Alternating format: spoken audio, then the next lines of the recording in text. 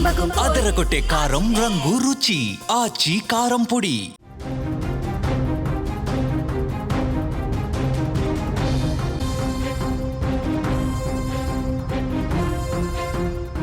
అమెరికాలో ఉన్న భారతీయులకు, ముఖ్యంగా అక్కడ డ్రైవింగ్ వృత్తిలో ఉన్నవారికి, అక్కడికి వెళ్ళి డ్రైవర్గా సెటిల్ అవ్వాలనుకునే వాళ్ళకి నిజంగా ఇది చేదు వార్త. అమెరికా అధ్యక్షుడు ట్రంప్ తీసుకున్న ఒక నిర్ణయం పెను సంచలనం సృష్టిస్తోంది. అమెరికాలో ఇటీవల జరిగిన కొన్ని ఘోరమైన ట్రక్కు ప్రమాదాల తర్వాత ట్రంప్ సర్కార్ విదేశీ ట్రక్ డ్రైవర్లపై ఉక్కుపాదం మోపింది. ఇందులో భాగంగా కాలిఫోర్నియాలో జరిగిన తనిఖీల్లో ఏకంగా 30 మంది భారతీయులు అరెస్ట్ అయ్యారు. అసలు ఏంటి కొత్త రూల్స్? ట్రంప్ ఎందుకు విదేశీ డ్రైవర్ల వీసాలు రద్దు చేస్తా ఉన్నాడు? అరెస్ట్ అయిన భారతీయుల పరిస్థితి ఏంటి? ఈ వీడియోలో మీకు చెప్పే ప్రయత్నం చేస్తా. గత కొద్ది రోజులుగా అమెరికాలోని పలు రాష్ట్రాల్లో సెమీ ట్రక్కులు అంటే భారీ గూడ్స్ వాహనాల వల్ల సీరియస్ యాక్సిడెంట్స్ కొన్ని జరిగినాయి. ఈ ప్రమాదాల్లో చాలామంది అమాయకులు ప్రాణాలు కోల్పోయారు. ఈ ఘటనల్ని ట్రంప్ ప్రభుత్వం సీరియస్గా తీసుకుంది. దీనికి ప్రధాన కారణం విదేశాల నుంచి వచ్చిన డ్రైవర్లకు సరైనటువంటి శిక్షణ లేకపోవటం, ఇంగ్లీషు భాష మీద సరైనటువంటి పట్టు లేకపోవటం అని తెలుస్తోంది. దీంతో ట్రంప్ ప్రభుత్వం తక్షణమే అమల్లోకి వచ్చేలా ఒక కఠినమైనటువంటి నిర్ణయం తీసుకుంది.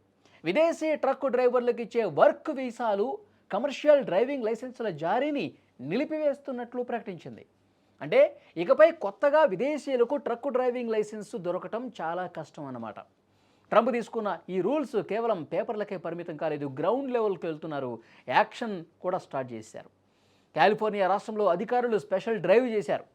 వాణిజ్య డ్రైవింగ్ లైసెన్సులతో సెమీ ట్రక్కులను నడుపుతున్న వారిపై పోలీసులు అక్కడ పూర్తిగా నిఘా పెట్టారు, విచారిస్తూ ఉన్నారు, తనిఖీలు చేస్తూ ఉన్నారు.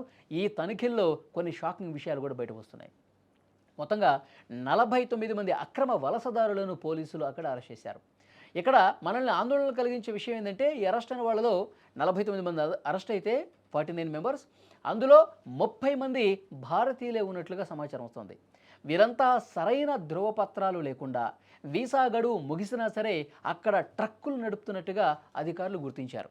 ఇక అమెరికాలో ట్రక్ డ్రైవింగ్ అనేది భారతీయులకు, ముఖ్యంగా పంజాబ్, ఇతర రాష్ట్రాల వారికి ఒక ఉపాధి మార్గంగా ఉంది. నెలకు లక్షల్లో సంపాదన ఉండటంతో చాలామంది ఈ రంగం వైపు వెళుతూ ఉన్నారు. కానీ ప్రస్తుతం అక్కడ తాజా పరిణామాలతో వారి భవిష్యత్తు ప్రశ్నార్థకమైంది. వాళ్ళ మీద ఇంకా తనిఖీలు జరుగుతూ ఉన్నాయి. ఇంకా ఎవరైతే అక్రమంగా అక్కడ ట్రక్కు డ్రైవింగ్ చేస్తూ ఉన్నారో, లైసెన్స్ సరిగా లేకుండా నడుపుతూ ఉన్నారో, ఎవరైతే తమ గడువు ముగిసినా సరే అక్కడ ఉంటా ఉన్నారో ట్రక్ డ్రైవర్సు, వాళ్ళందరి మీద అక్కడ ప్రభుత్వం కొరడా జులిపిస్తోంది.